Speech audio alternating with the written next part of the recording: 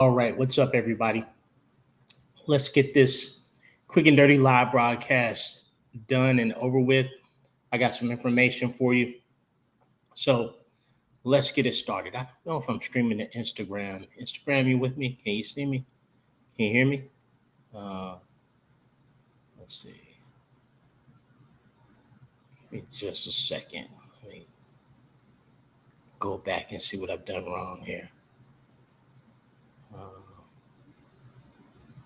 it's always an adventure.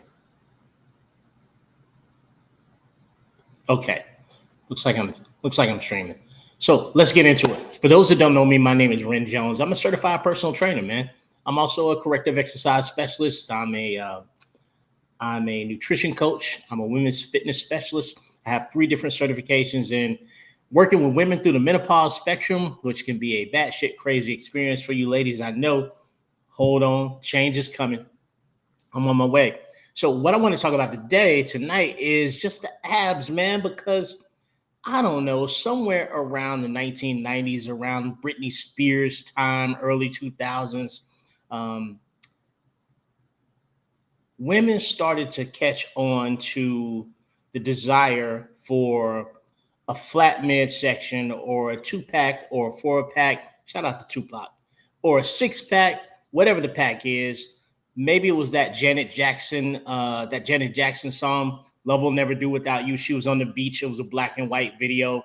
The African actor Jaman Hansu was in the video, and her abs were out. In my community, they said that she had a rib removed, and that's how she got her abs, which is the craziest shit ever. Not the case, but there's been an obsession, specifically in the social media era, for women who wanted abs, man, and I get it. I'm not the person to try to tell people what they should want to do with their body or what they shouldn't want to do with their body. I'm just here to make sure that whatever you want to do, you do it in the healthiest way possible. That's what I'm here to do. Make sure that it's healthy when you do it. And I know there's a big sort of frustration from some women out there who are exercisers. They exercise regularly, they're keeping themselves fit, but they can't get their abs to do what they want to do. So I'm going to break down all of it for you today in 30 minutes or less. Hopefully, I'm going to give you all the details about what you don't currently understand about what happens in the abdominal region in regards to your exercise, your nutrition, and all those things. I got to pay the bills first, though, man, because I do this for a living. I don't have another occupation, because I'm currently enrolling 5 women over 30 who want to build their healthiest body and their healthiest relationship with food over the next 12 weeks. My enrollment is open for 5 people. Enrollment ends this Sunday, which I believe is the 26th. If that sounds like you, just message me the word live, LIVE. I'll know that you saw me here. We'll have a quick chat about whether or not my programs are a good fit for you. Let's get into the details. The first thing I want to tell you about the abs right away is that it's a muscle. Even though it's got an S on it, we say abs, abdominals. The abs are a muscle. The abdominals are a muscle. It's your rectus abdominis, and it's from here to here. I think from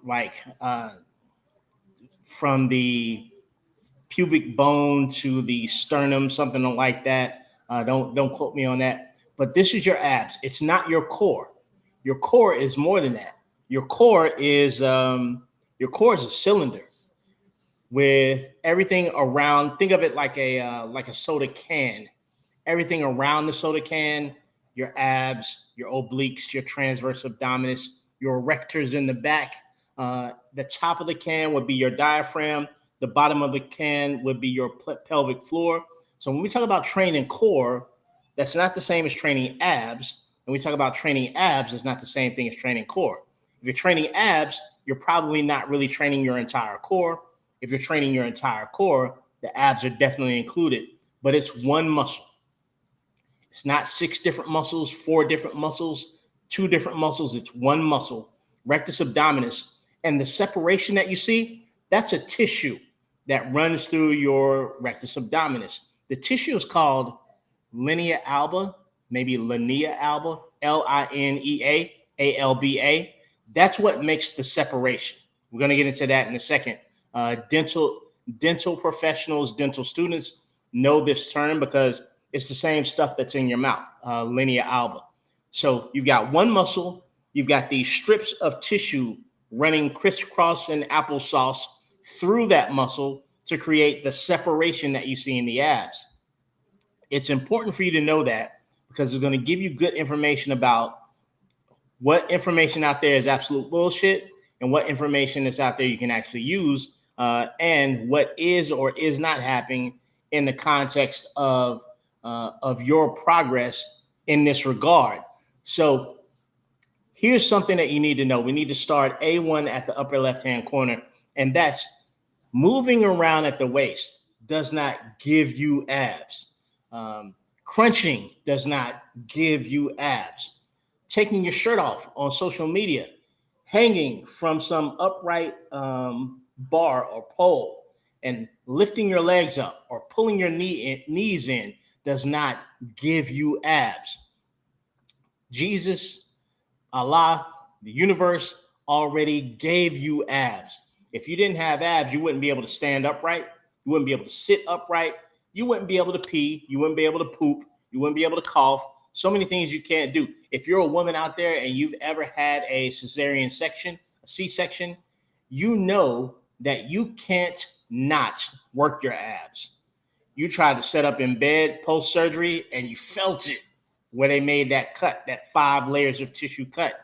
You coughed and you damn sure felt it where they made that cut. You peed, you pooped, you laughed, and you damn sure felt it where they made that cut because your abs are controlling most of your function. A lot of times we talk about the core as being the steering wheel of the body. Like whichever way your body moves, whatever it does, it's got to be processed through these abs, right? When we talk about core, we're really talking about everything from here to here wrapped all around. So your glutes are also your core, right? I've seen some people go so far as to say that everything from here to your knees is your core. A story for another time. We're concentrating on the abs right now, but you need to understand that moving around at the waist does not burn fat from your waistline, from your belly. It doesn't give you abs. You've already got abs. So when you see people telling you, trim your waist with this ab exercise, flatten your tummy with this ab routine. Bullshit. That's not the way that your body works. You can't move a body part around and fat falls off that body part. As much as I talk, look at these cheeks, look at these lips. They'll be much thinner by now. I've been talking about this stuff on the internet for more than a decade. And my mama can tell you I was talking way before that. So moving your body parts around doesn't trim fat in your waistline and give you abs. Whether it's an ab rocker, whether it's 8-minute abs or 7-minute abs or 6-minute abs, whether it's a core workout at the end of your F45 session or your Title Boxing Club session or your Orange Theory session, none of that removes body fat from here or gives you abs. That's not the way a body works. You can't move it around and lose fat. You can't what we call spot reduce. You can't just pick a place on your body. You're like, oh, I'm going to lose fat from this place. You have no control over it other than the control you have of not quitting until you get the desired end result. Other than that, man, you got no control over that shit, bro. It's like a teenager. Like it's going to do what it wants to do when it wants to do it. We commonly say in the industry that the first place that you typically gain weight is probably going to be the last place that you lose weight from, which is super annoying. I can't tell you how many women I've worked with, and because I exclusively work with women as a coach. I lost my mom early in my life. I lost both of my sisters early in my life, and I'm here for improving the health of women everywhere because you're oversold to and under respected in the context of fitness and wellness. Everybody got something to sell you, but nobody's really looking out for you. Again, a story for another time. But exclusively working with women, I've had so many women tell me, I want to lose this weight, and but I want to keep my butt and I want to keep my boobs. And invariably, the first thing that starts to go, the girls start to go first. And they are upset with me, like I'm the god of fat, and I decided where fat leaves their body first and where it leaves it second. I don't do that. If you're just tuning in, we're having a conversation about abs. This is everything that no one ever told you about abs. Thank you for being here. I got more to talk about. So, second thing we need to know, moving around at the abs does not give you abs. I don't give a good got. I don't care if you saw somebody with a shredded midsection hanging onto a bar and pulling their knees into their chest and talking to you about getting your abs. They looked like that already. The way they got those abs is through genetics, nutrition, and some exercise. And then what commonly happens on social media, someone who already has something will go online and misrepresent as to how they got it by showing you something that does not help you get it. And that's definitely true for all the influencers, the hot bodies, the fit folks that get online and rip their shirt off and do some type of exercise where they bend around at the waist and then tell you, this is how you get abs. No, the hell it's not. How you get abs is, number one, having a set of parents that gave you some great genetics. And I know genetics doesn't get me up at 4:30 in the morning. I know it doesn't, but genetics dictates what's happened to your body when you get up at 4:30 in the morning and you do something. Some people are just not ever going to look like some other people, and that's okay. We're all individuals. So that's not how you do it. But let's talk about what you might see in your midsection that you may be uncomfortable with or that you don't like. It's typically one of three things. Number one, you have excess body fat in your midsection. Easy peasy lemon squeezy. We need a good nutrition program and a good exercise program to, over time, reduce the fat under the skin, which is called subcutaneous fat. Number two, you look down and there's like a center pouch right here. Like there's something like right here on the abs. It's just poking out. For you ladies that have given birth, that's most likely something called diastasis recti. That's just when the abdominal muscles and the linea alba, the tissue that runs through to separate the muscle, it's been stretched out by pregnancy. Diastasis recti. And we often use a scale like how many fingers can you fit into that gap. Diastasis recti is something that's not going to, nobody's going to flatten your stomach with diastasis recti by giving you ab routines, probably not even nutritional intervention. You may have to seek a medical professional. You may need some type of repair, or you may need to work with somebody who's highly skilled and well-versed in recovering from the separation of those abdominal muscles, diastasis recti.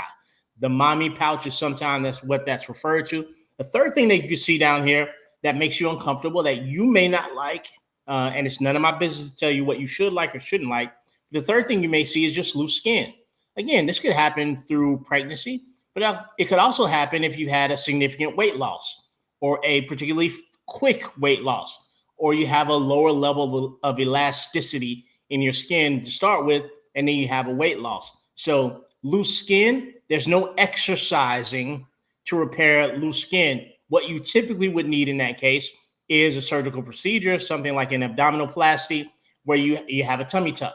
You have the skin removed and sewed tight, and now you're not dealing with that. So I wanted you to know what you might be looking at as you have discomfort. Two of those things, two out of the three, are things that a personal trainer, nutrition coach cannot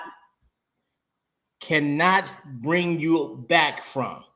We can't give you things to do that create that aesthetic ab region, waistline that you may want.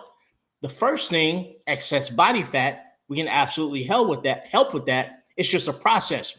Quick break again, because I need to pay the bills.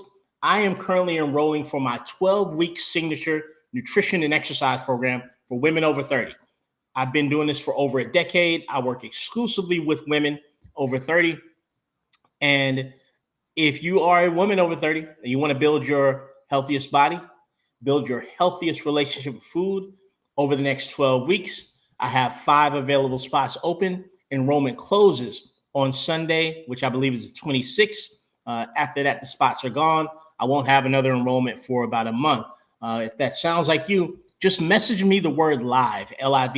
I'll know that you saw me here, and we'll have a discussion about whether or not my program's a good fit for you. Let's keep it moving because I want to get to the next part of this conversation, and that's the genetics. Now, nobody with abs, no influencer, no gym bunny or meathead bro wants to hear that genetics play a significant role in what your body looks like and what you can do with it. Sure, I know you think everybody has the same 24 hours in a day, and genetics doesn't get you up at 4:30 a.m., but genetics does dictate what happens to your body as a result of what you've done at 4:30 a.m. Don't let anybody tell you different, because this is the case.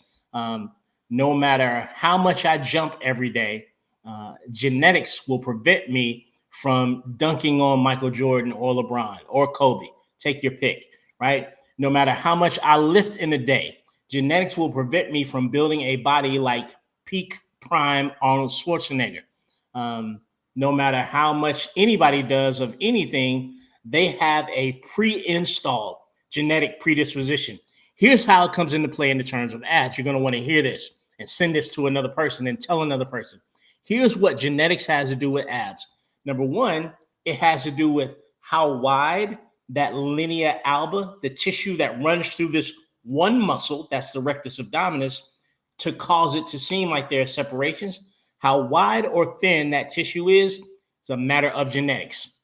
How deep down that tissue goes so that the hilly part of your abs pops through your body fat, so you can see the separation, that six pack. That is dependent on your genetics.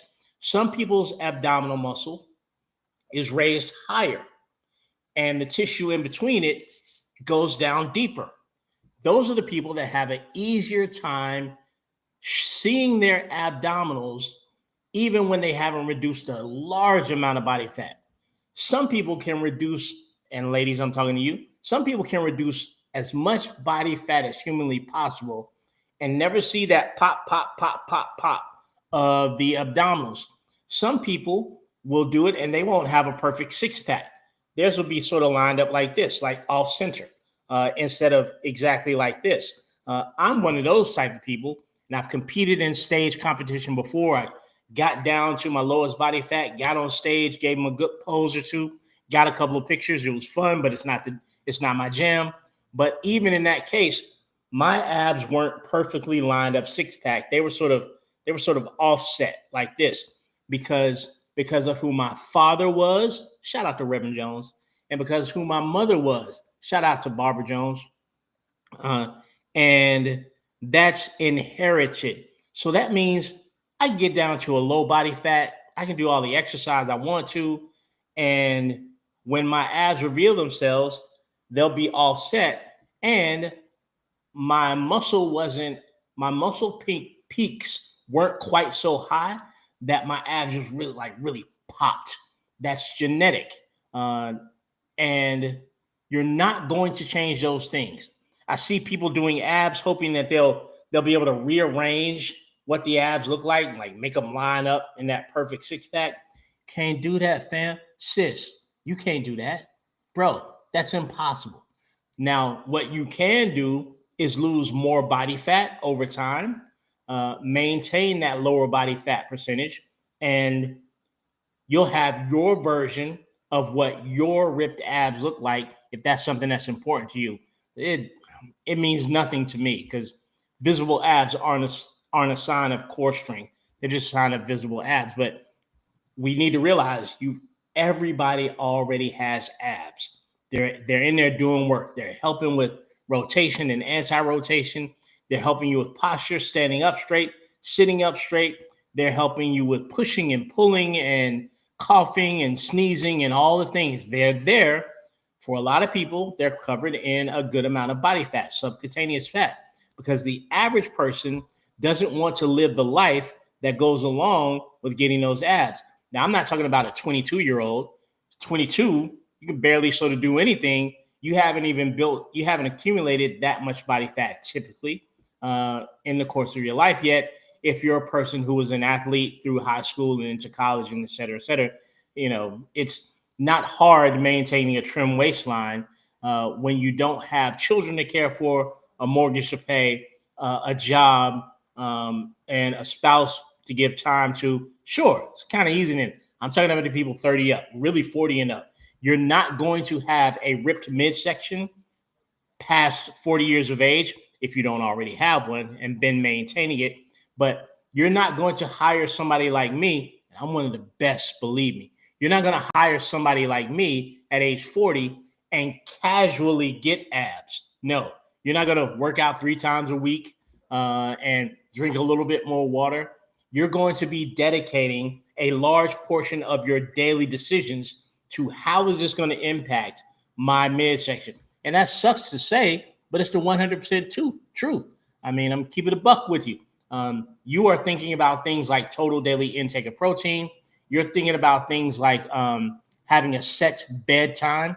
You're thinking about things like a specific amount of water you need to ingest per day. You're thinking about things like not getting popcorn at the movies, but making your popcorn at home, measuring out the amount of butter and salt, taking a portion, a serving size, probably a teeny tiny Ziploc bag, to the theater with you.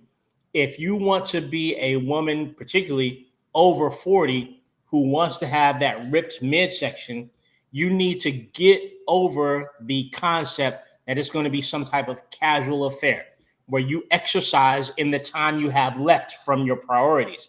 No, your exercise is your priority. You do all the other things around that.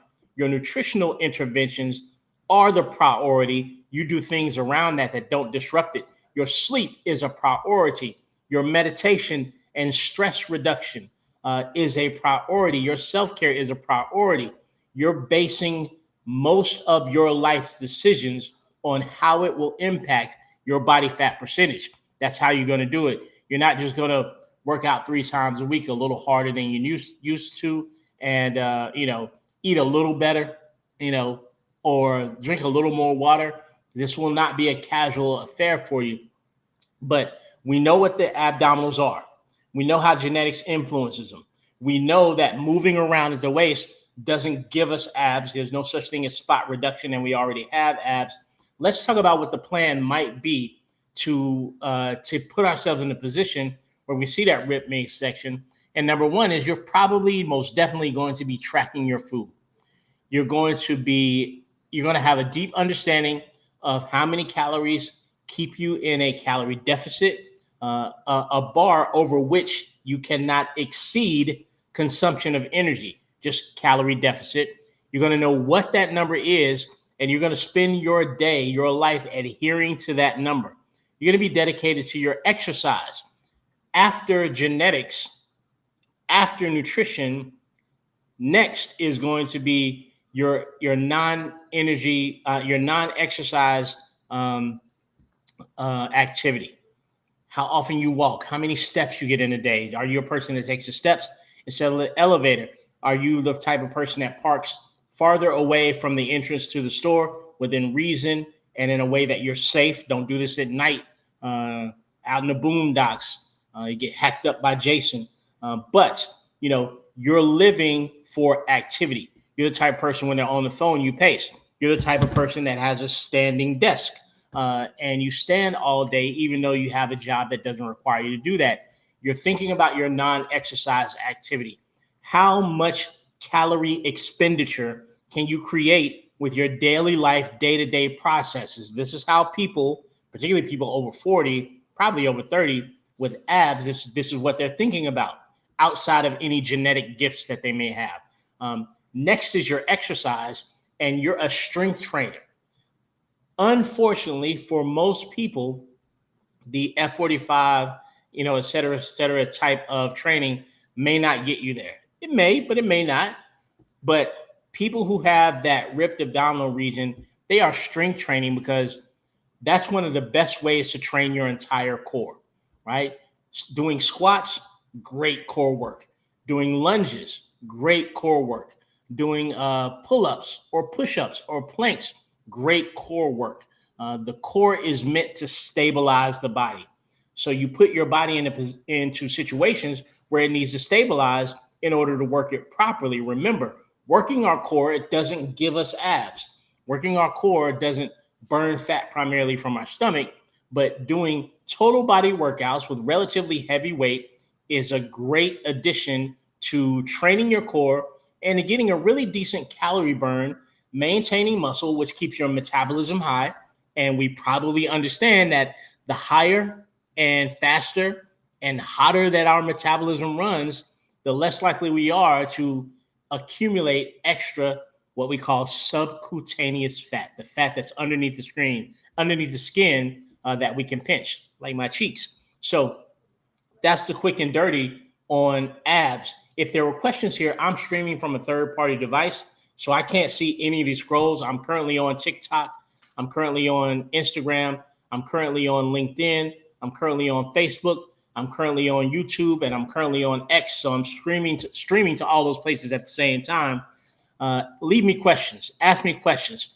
Let's just recap, and then I'm going to pay the bills one more time. In recap, number one, the abs are one muscle separated by tissue that gives the impression that they are 2 or 4 or 6 muscles separated. It's one muscle. It's called the rectus abdominis, and the tissue, linea alba, runs through that muscle to give the separation, give the tic-tac-toe effect that we see in the separation of the muscles. Second thing, moving around at the waist does not give you abs. Bullshit. No matter what the ripped influencer says as they're hanging from a bar and pulling their knees in, no matter what 8-minute abs, 7-minute abs, 6-minute abs, or 5-minute abs says in their marketing, no matter what the ab rocker that's holding dirty clothes in your basement says, you don't move around at your waist and magically lose fat from your waist and develop abs. What you're witnessing is people who have been very diligent about their exercise, their nutrition. Maybe they have some great genetics to pour on top of it, icing on the cake, it never hurts. And then they go on social media to show you the abs that they have by doing exercises that show contraction in the abdominal region, but that's not the methodology that they use to attain them. And realize in some cases, people who have hot bodies, they don't fucking know why they got a hot body. Like they do stuff that they've been doing and it worked for them, and then they say, "Oh, this is science." It's anecdotal science. It's something that they've done that has shown results, but it's not a scientific guarantee for you and your body. But in any case, anybody on the internet crunching and bending and doing all the things and saying this is an ab workout, it may be, right? You're using them, but that's not the workout that produced the body that allows for visible abs. And you need to know that so you stop wasting your time.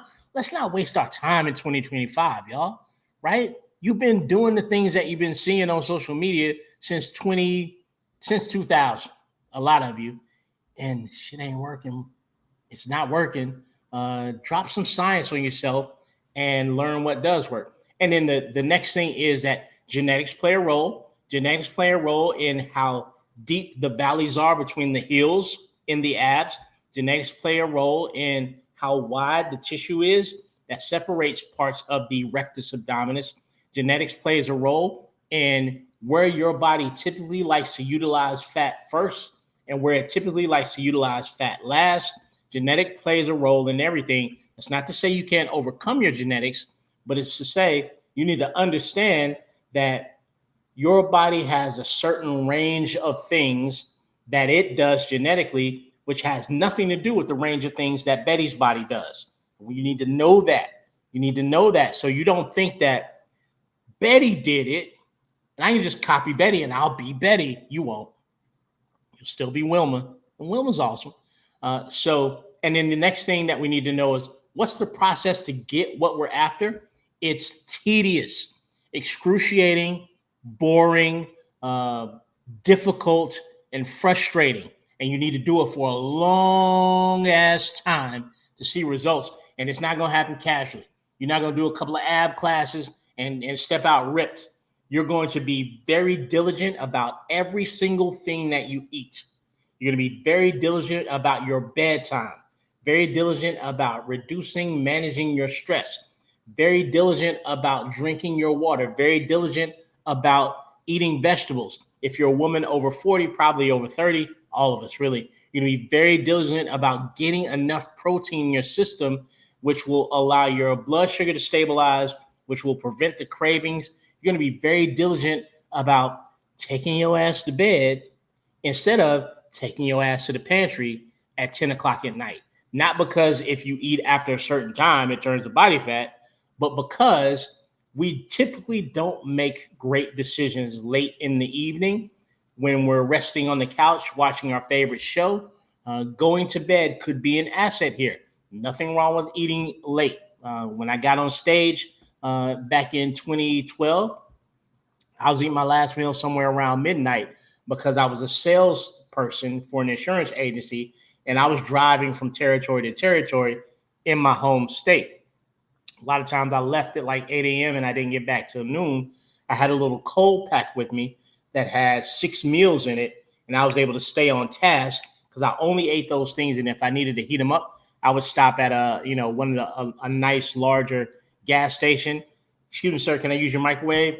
Pop my food in the microwave. And I was religious about that bag of food, religious.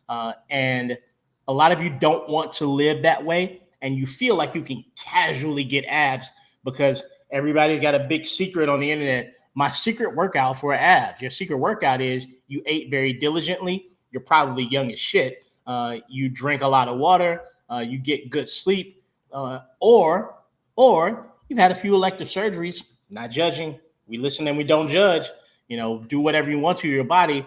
Just don't misrepresent it like you got it one way and you actually arrived at it in another way. I'm going to pay the bills one more time because I am currently enrolling 5 women over 30 who want to build their healthiest body and their healthiest relationship with food. No calorie counting, no macronutrient counting, no weighing and measuring food over the next 12 weeks with my signature 12-week program for women. It's called Women's Liberation Movement. If that sounds like something that you're interested in, message me the word live, LIVE. Now, if you message me, you got to check your messages, right? Because I'm going to message you back. But message me that word live, and we'll see if my program is a good fit for you. After more than a decade of delivering this program to women over 30, I can guarantee you it is, but that's not my decision to make. Until next time, let's keep it simple.